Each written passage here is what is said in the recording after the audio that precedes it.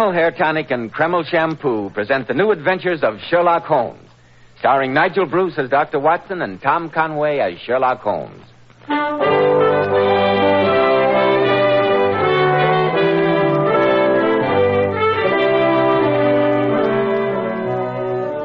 Now, here we are once more in Dr. Watson's study. And maybe we're not glad to get here. If we hadn't had a Sherlock Holmes story waiting for us at the other end, we'd have never ventured out on a night like this. Pretty bad weather out, eh, Mr. Bell? Indeed it is, Dr. Watson. There's a cold wind that chills you to the bone. I had one hand holding my coat collar and the other holding my hat all the way over. I felt as though some malignant deity were determined to keep me from reaching your door. You hear that wind? Reminds me of what I just escaped from. Oh, it's typical Edinburgh weather, Mr. Bell. Perhaps you've heard that there's no language richer in terms of reproach against the howling wind than the Scots dialect. Snell, Bly, Nearly, Scouthering, to mention just a handful. All of them words that carry a shiver with them. Yes, as Stevenson so aptly puts it, Edinburgh pays cruelly for her high seat and commanding views in one of the vilest climates under heaven. She's liable to be beaten upon by all the winds that blow, to be drenched with rain, to be buried in cold sea fogs out of the east, and powdered with the snow as it comes flying southward from the Highland hills. The weather's raw and boisterous in winter, shifty and ungenial in summer, and a downright purgatory in the spring. It sounds like a pretty unattractive place, Dr. Watson. No, there you're entirely wrong, Mr. Bell. Nowhere will you find such stark magnificence, such grim beauty. Edinburgh, the great granite sphinx of the north, crouching high on a towering rock, looking across the intervening plains to the waters of the Forth and to the North Sea. Fascinating, regal, splendid, and cruel. Yes, I think this is just the night to tell the story of the haunted Bagpipes, one of the weirdest and most gruesome adventures that Holmes and I ever shared. The setting was Edinburgh, and the motivating character, Professor Moriarty.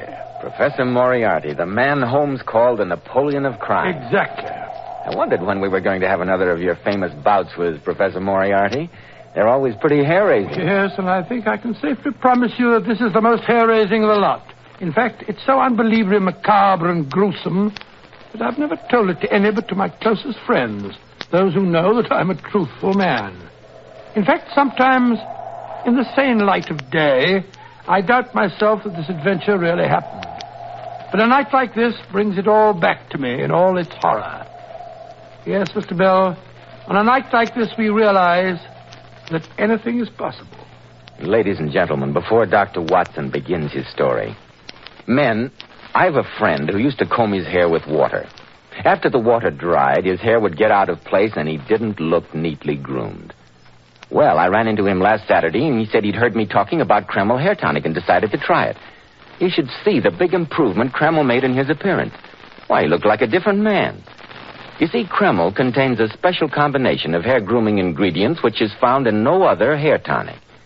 That's why it keeps every hair in place all day, just as you combed it in the morning. Kreml gives hair a healthy-looking luster, too. Yet it never leaves hair feeling greasy or dirty like some of those sticky preparations you want to wash right out. Kreml always feels and looks so clean on your hair and scalp. It always gives hair such a clean-cut, prosperous appearance. Why not try it? Spelled Kreml, Kreml Hair Tonic. Now, Dr. Watson, won't you please go on with the story? The shivers run up and down my spine in anticipation. Well, I certainly will. As I look back on that particular visit to Edinburgh, it seems that a cold fear settled into the very marrow of my bones from the moment we got off the train late one winter afternoon and caught our first glimpse of Edinburgh Castle rising bleak and menacing out of a cloud of fog and rain. There it is, Watson, in all its austere majesty, Edinburgh Castle. Nice, impressive pile of stone. Nice and grim. No grimmer than its history, Watson. Part castle, part fortress, part prison. Wars have been plotted there. Dancing has lasted deep into the night. Murder has been done in its chambers. Oh, well, this is no time to stand here chatting. Let's get out of this confounded rain. Rain, Watson? You are getting soft. This isn't rain, it's just a good Scotch mist. Mist, my grandmother. I'm soaked to the skin and my teeth are chattering like castanets. Thank heaven the town has a There's a few modern hotels. A nice hot toddy at the Royal, eh? I'm sorry to disappoint you, Watson, but this is not a pleasure trip. We must forego the luxuries of Princess Street and take up our quarters in the Old Town. The Old Town? Holmes, you mean that we're going to live in one of those crumbling grey stone houses all huddled together on the slope leading up to the castle? Exactly. Why, they're nothing but tenements. Those lands, as they're called, once housed the flower of the Scottish nobility. In the old days, this was a walled city, and space was at a premium. That is why those crazy buildings tower 8 and 10 stories into the air. Yes, but the days of the nobility are over. Those tenements are full of goodness knows what. True. What more suitable dwelling place could one imagine for our friend, Professor Moriarty? Professor Moriarty? Quite. You may have noticed, Watson, that London has been singularly free from crime during the last few months. And for a very good reason. Professor Moriarty was not in residence. Oh, you mean that you think we've succeeded in driving him out? No, Watson. Let us not underrate the professor. He is not in London because he has business elsewhere. But where? I confess I was in complete ignorance until the day before yesterday morning, when I received a telegram informing me that one of Moriarty's chief assistants had been seen prowling through the graves at Greyfriars. Then I remembered that Professor Moriarty has a particular reason for hating Edinburgh. He's not a man to forget his grudges, Watson. The question is, shall we be in time to prevent his revenge? But here, get into this cab before you catch pneumonia. Professor Moriarty in Edinburgh. Huh. I thought the place looked even more forbidding than usual. Oh, cabby, let us out in front of St. Giles. Aye.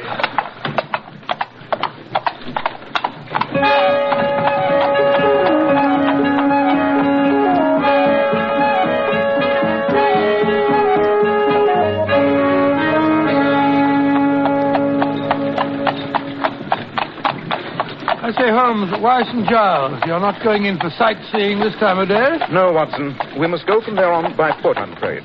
By foot in this weather? The gutters are fairly running with muddy water. No one asked you to walk in the gutters, Watson. Here you be.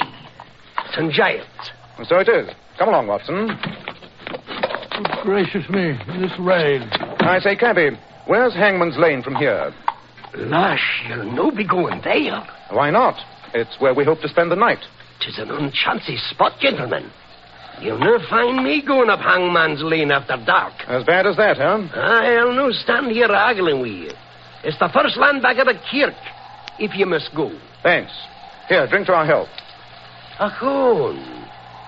There you stand, two fine, upstanding gentlemen, hale and hearty, with a black shadow of death looking over your shoulder.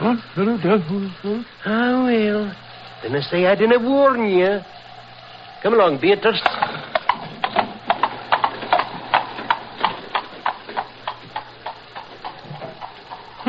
Cheerful individual. Holmes, what do you say? Let's go back and spend the night at a good hotel. We can't possibly find any lodgings in a place like Hangman's Lane. But we shall, Watson. We shall. They're expecting us. Come along. What do you mean, they're expecting us? I mean the owner of most of the tenements in Hangman's Lane has arranged that we should be taken care of. He's most anxious to have us inspect his property. Oh, very well, but I don't see what that has got to do with our search for Professor Moriarty. Whenever anything curious and inexplicable happens in the professor's neighborhood, the chances are he's mixed up in it. Ah, here's Hangman's Lane. Narrow, steep little byway, eh, Watson? I don't like it, Holmes. No lights in any of the windows. Usually these tall houses are overrun with inhabitants. Several families to a floor. Look, the buildings in this street look positively deserted. They are deserted, Watson. That's the most interesting part of it. Oh, really? One particular house hasn't been open for several hundred years. But during the last month, the rest of the tenements have been vacated, too. Their inhabitants have fled from them like rats from a sinking ship. The rents have been lowered to the vanishing point, and still there are no takers. The people hereabouts seem to think the whole street is haunted. Couldn't we come up here and look the place over in the daytime, Holmes? Look, already the light's beginning to fade. Unfortunately, Watson, the phenomena we're going to investigate occur only at night. Oh, dear. Ah, here's the house we're to stay in. There should be a bell somewhere. Yes. Well, perhaps there isn't anyone to let us in. I think there will be, Watson. Yes, I hear footsteps. Obey it. Mr. Holmes and Dr. Watson. Oh, the Lord be thanked. One moment, gentlemen. I'll unbar the door. be pleased to enter? Go ahead, Watson. Good Lord, it's dark in here. And if you'll kindly step this way, there's a braw blaze a burning and candles a lit in the back parlour. I say. Go canny, gentlemen. This corridor is not so smooth as once it was. Yeah, so I discovered. This is the place. Please enter. Oh, well, this is more like it, eh, Holmes? What a magnificent old room. Just look at that fireplace. Aye. For once a blithe bit, this old house. Full of lords and their ladies, they say. But here, gentlemen, will you be standing in front of the fire and drying all your bricks? Not a bad idea. We're pretty wet, eh, Watson? Wet. There's a brandy on the shell you're wanting away, Droppy. A tasty cocoa pie in the pot. And no, you'll forgive me. I'm unshunk myself away. Going so soon? But we've just arrived. Oh, Mr. Holmes, I dare not stay after sundown. I'm late to let you alone, but I dare not stay. But in a fashion still, I'll return the morn early. But what is there to be afraid of? The neighbours. Neighbours? Aye, the neighbours in the old Hurley house t'other side of this wall. But no one has lived in that house next door for years. Not humans, no. No living man has crossed the doorstone this 100 year. But there be others. Bogles. You can hear the rattle of their going and coming every night through the wall. Have you ever heard these ghosts, or bogles, as you call them? No, I certainly have not. I will not stay after sundown. But the bogles, there's no the worst of it. Really? Aye. At times you can hear the sound of doodling. Sound of bagpipes, eh? Aye. And that's when they be entertaining old Horny yourself. The devil himself? Aye. The ghosts next door move in very high society, eh, Watson? What was that? Just the wind in the chimney. I would have swore with the devil's tool sucker. No, I don't think so. I'll not be waiting to find out. When the skirling begins, this is the house itself, dirge like it was singing a dirge. Good night, gentlemen, and God help you. I say. She was frightened, all right. I wish that chimney would stop moaning. Those two legends, the house next door and the haunted bagpipes, they're famous Edinburgh superstitions. I'd like to hear more about them. Well, I've heard more than I want to already. Confound that chimney. That building next door is one of the so-called fatal houses. Fatal houses? Houses marked generations ago by the Great Plague. Discipline in the time of pestilence was sharp and sudden. The houses having the disease were marked by a large cross. No one dared enter or leave. Furniture was destroyed and houses sealed up. In those houses, of which one or two still remain, the plague is supposed to lie ambushed like a basilisk, ready to escape and spread sickness and death through the city once the doors are open. Oh, but that's ridiculous, Holmes, ridiculous. Germs can't sustain themselves like that. Oh, at least we've no medical evidence that they can. Wish we'd gone to an hotel. The other legend is not quite so gruesome. Oh, I'm delighted to hear it. It's about a secret passage that is supposed to have existed in the time of Mary, Queen of Scots, between Edinburgh Castle and Holyrood Palace, which lies at the other end of town. About a century and a half ago, a piper made a bet that he could walk the length of it. He started at the castle, piping merrily. The crowds were able to follow him through the streets above by the sound of the skirling. Everything was going smoothly. They followed the sound down from the castle along the top of the hill. Just about here, the piping stopped suddenly in the middle of a note. And that was the last that was ever heard of the piper. Noxious gas, most probably. Some say the devil was so captivated by his playing that he carried him off to hell. Well, what of it? As long as he stays there and doesn't go about waking up the neighbors. But that's just what he has been doing for the last month or so. Oh, nonsense. It's just a noisy chimney like this one. Why should a ghost who's kept quiet for over 100 years suddenly decide to return and annoy people? That, my dear Watson, is what I'm anxious to find out. Holmes. Holmes, do you hear that? By Jove. Then it's more than just a superstition. Holmes, it's a piper. The devil's bagpiper. He's playing in the house next door. Splendid. Well, what are we going to do?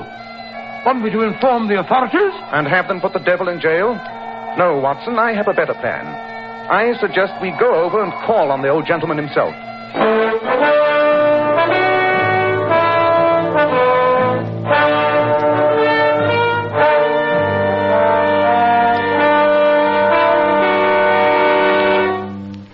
just a moment, we'll find out what Sherlock Holmes discovers in the mysterious house next door. Men, if you're wise, you'll start right away and take better care of the hair you've got. Remember, handsome, healthy-looking hair needs a hygienic scalp. So why be content with just any hairdressing when you can enjoy the extra advantages of Kreml Hair Tonic? This highly specialized hair tonic goes in for modern, natural-looking hair grooming. It keeps hair perfectly groomed all day long, looking so neat and attractive, yet never gives hair that cheap, greasy, patent leather look. But Kreml does lots more than keep hair looking handsome. Kreml is simply great to lubricate a dry scalp. And at the same time, it removes dandruff flakes and leaves the scalp feeling so alive and tingling. And if your hair breaks off and falls when you comb it because it's so dry, use Kreml, which actually helps condition hair in that it leaves it feeling so much softer and more pliable. And since Kreml is never sticky or gummy, and because it's such a nice, clean product, you can use it every day and your hair will always look its very best. Buy a bottle of Kreml at any drug counter. Ask for an application at your barber shop. Kreml, Kreml Hair Tonic.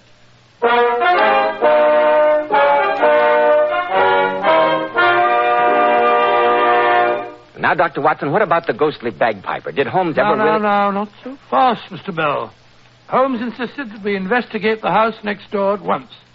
And I must admit that it was with some misgivings I followed him into the street. Come along, Watson. Oh, another little bit of local superstition I forgot to mention. They say that the corpses of people who died here of the plague sometimes come to life and wander about the house. Holmes, I wish you wouldn't talk like that. Oh, this sleet's cutting into my face like a knife. Here's the doorway. Now to find out if the key still works. Yes, it looks more like a crowbar than a key. I only hope the lock isn't too rusty. Won't budge. Thank heaven. Let's go back. Oh, give me that oil can. Perhaps a few drops of oil. There you are. Confound this lock. No good trying to break the door in. It's as solid as Gibraltar. A good deal more solid than the house itself, judging by that long crack over the archway up there. Yes, that is a crack. The building is settling, Watson. That crack... Hello, I turned the key. Lock's decided to work. The door sticks now. Hinges rusty. Come on, Watson, get your back into it. It's moving, Holmes. Yes, so is that crack. Hurry, help me close the door before the archway falls on us. Isn't it quiet? Can't even hear the wind. Smells like a tomb. Yes, but there's something else. Something unhealthy. Like a disease I smelt once in the tropics. Well, you don't think it's true that the plague is still... Nonsense. You yourself said it wasn't possible. Better light that dark lantern we brought along. Yes, indeed. I hate bumping about in the dark. I can't say that it's much more cheerful in the light. Look at those great dirty cobwebs. That old tapestry hanging in shreds. Yes, nothing has been moved since the plague first touched the house. Look there in that room. That old oak table set for a meal. One of the goblets overturned. It gives me the creeps up and down my spine. Nothing else of interest here. Let's get on to the next room. How hollow our footsteps sound. Yes.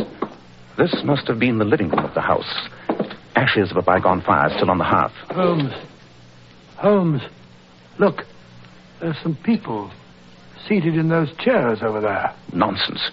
Give me the lantern. By Jove, I think you're right. That smells stronger in here. We'll soon find out. Watson, hold the lantern.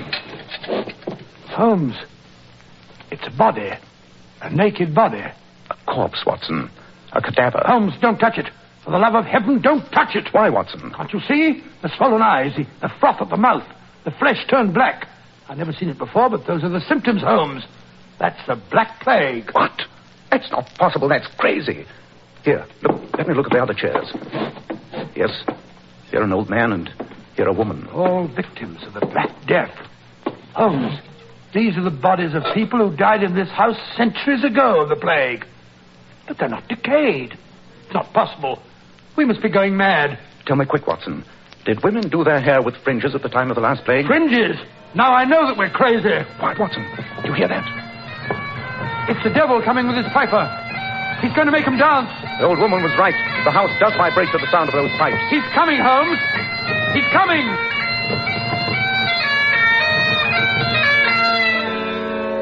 Good evening, gentlemen. Dear me, if it isn't our friend Professor Moriarty. I had no idea you were a musician. You admire my piping, eh? Yes, I wondered how long it would take you to find me. Allow me to congratulate you, Mr. Holmes. You're very prompt. Most flattering, Professor. But I assure you it was simplicity itself.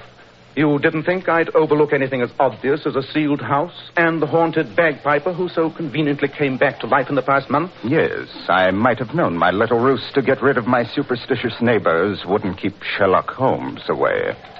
Perhaps it's just as well. You've been getting in my way quite a bit lately, Mr. Holmes. I shall have to continue my experiments begun on these three poor devils.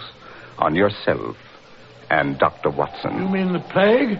You're going to give us the Black Plague? I really must try my serum on two healthy specimens before I pronounce it perfect.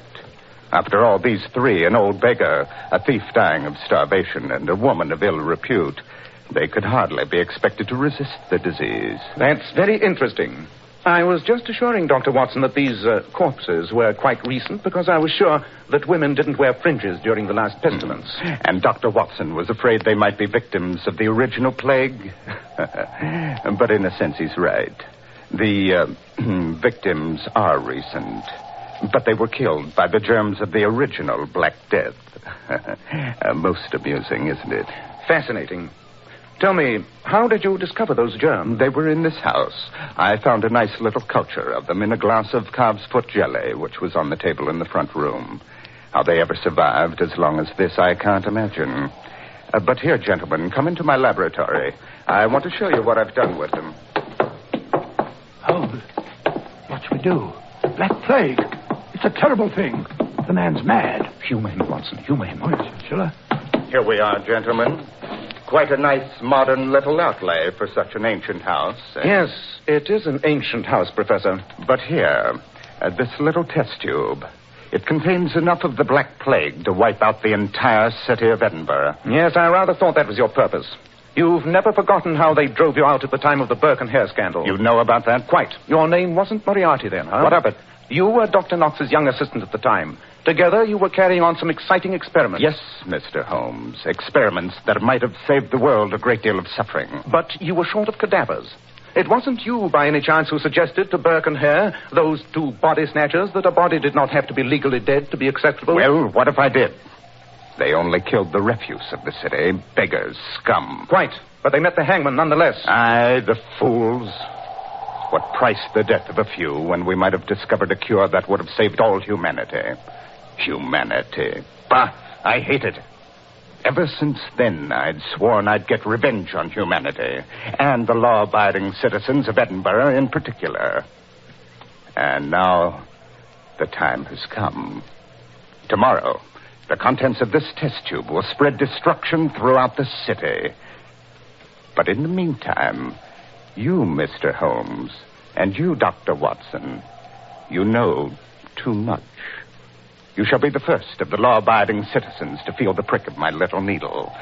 Just a moment till I prepare my instrument. Stop him, Holmes. Stop him. Do not move, gentlemen. One drop out of this test tube, even in its present state, is enough to cause death. I quite agree. By the way, Professor Moriarty, while you are preparing your solution, you have no objections if I play a tune on your bagpipes? I used to be rather good at them in my younger days. Not at all. If it'll amuse you. Quite. Watson, stand here beside me against this wall. I don't quite Don't argue.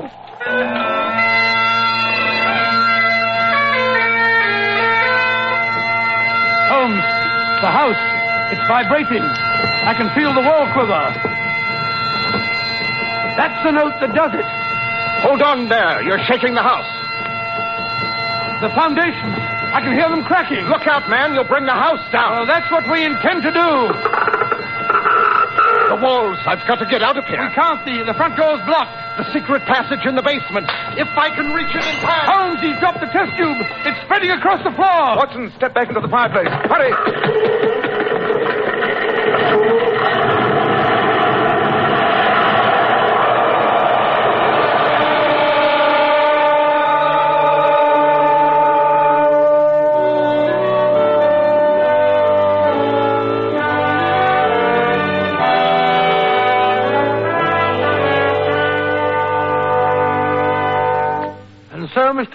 Holmes played that note on the bagpipes until the house crashed in upon itself. But, Dr. Watson, weren't you killed? Not quite, Mr. Bell. No. Holmes had deduced from that crack above the front door that the house was weak, and he also guessed which way it'd fall if it did cave in. The wall that we were standing against and the fireplace alone were left standing. If you've seen any ruined castles, Mr. Bell, you'll notice how frequently that seems to happen. And Professor Moriarty, did he escape? Unfortunately, he did, Mr. Bell, through the secret passage in the basement which he had mentioned. But the Black Plague and those corpses, what did you do about that? We left them where they were. No use informing the authorities. They wouldn't have believed us, and besides, it would have been too dangerous to go poking about in the ruins. No, Holmes simply poured the spirits from our lantern on the old rafters and started a fire. The wood was as dry as tinder, and there was quite a blaze.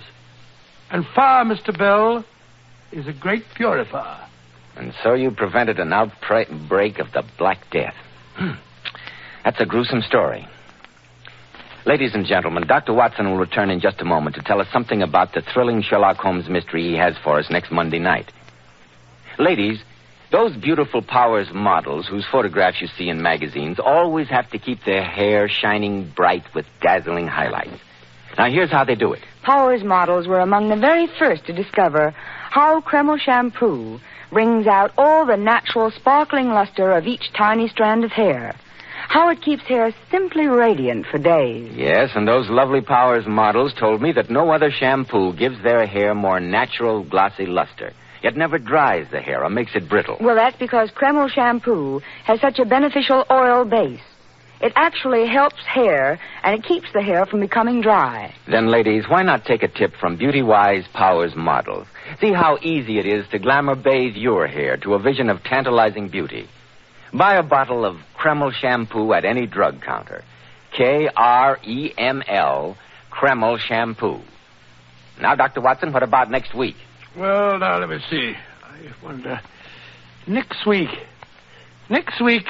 I think I'll tell you the story of an experience that Sherlock Holmes and I had with something I was convinced was an invention of the devil. I call it the adventure of the horseless carriage. Horseless carriage? You mean one of the early automobiles? One of the very earliest, Mr. Bell. Holmes was called in to protect the inventor and, in the end, had to solve the mystery of his murder.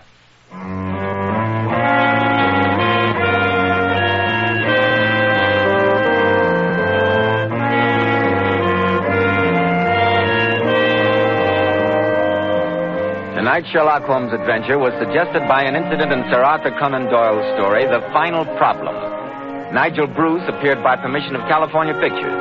Tom Conway through the courtesy of Eagle Lion Pictures. The Sherlock Holmes series is produced by Tom McKnight, with original music composed and conducted by Alex Steinert. This is Joseph Bell, speaking for Kreml Hair Tonic and Kreml Shampoo, inviting you to be with us next week at this same time, when Dr. Watson will tell us about the adventure of the horseless carriage.